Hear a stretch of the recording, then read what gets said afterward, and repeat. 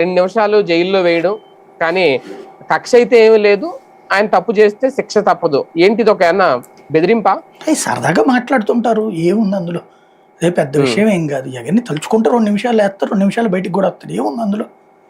ఏదో క్లియర్ కేసులు ఉండాలా దాంట్లో. ఇప్పుడు ఇదివరకు మళ్ళీ ట్రై చేస్తున్నారు కదా, ఇప్పుడు లెక్కర్ కుంభకోణంలో అట్లాంటిది ఏదో ట్రై చేస్తారు గ్యారంటీగా.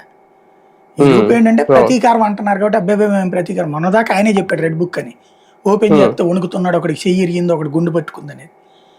మేబీ ఇప్పుడు అర్థమై ఉంటుంది. అది కంటిన్యూగా అలాగే వెళ్తే గనక రేపు పొద్దున రెడ్ బుక్ లేకపోతే గనక ప్రజాస్వామ్యం అని చెప్పి జనంలోకి వస్తాడు జగన్.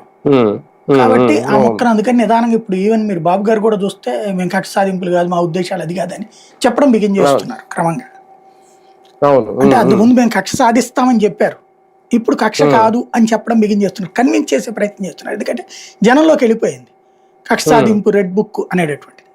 ఇప్పుడు వీళ్ళు జగన్ తిడుతున్నారు కదా, అదేదో రఫ్ అని, రెడ్ బుక్ తో చేస్తానంది ఏంటి? అంతే కదా, అందరి సంగతి తేలుస్తామన్నారు కదా. అదే ఇప్పుడు దాన్ని అది నెగిటివ్ గా వెళ్ళిపోతుంది జనంలోకి. ఇవాళ నిజంగా కేసు పెట్టినా రెడ్ బుక్ అని అనుకుంటున్నారు జనం. అవును, ఇప్పుడు నిన్న జగన్ గారు కూడా అన్నది అదే కదా, రెడ్ బుక్ పాలన ఇంకా నడిపిస్తున్నారు. అదే అంటారు, 5 ఏళ్ళు కూడా ఆ ముక్కని వీళ్ళు వాడతారు గ్యారంటీగా.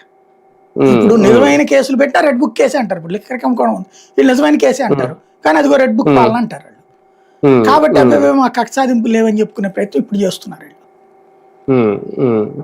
కానీ ఒకటి సార్, ఈ మొత్తం ఓవరాల్ గా మొదటి నుంచి లిక్కర్ స్కామ్ గురించి అరెస్టులు మొదలయ్యి రాజకేశ్ రెడ్డితో ఆగుతుంది అనుకుంటే అది చివరికి ఇప్పుడు చెవిరెడ్డి భాస్కర్ రెడ్డి వరకు రావడం, రేపు మాపో మిథున్ రెడ్డిని కూడా అరెస్ట్ చేస్తారు, లేదంటే ఇంకా కీలకమైన నేతలు కూడా బయటకు తీగిపోతున్నారు సిట్ అధికారులు చెప్తున్నది. ఒక రకంగా ఆ 2 పత్రికలు రాసిన వెర్షనే ఇది, మరి ఇంకా వేరే వెర్షన్ అయితే నాకు కూడా తెలియదు. ఇది ఎంతవరకు వైసీపీకి షాక్ ఇవ్వబోతోంది? ఒక రకంగా ఈయన అరెస్టే, చెవిరెడ్డి భాస్కర్ రెడ్డి అరెస్టే ఒక ఊహించని షాక్.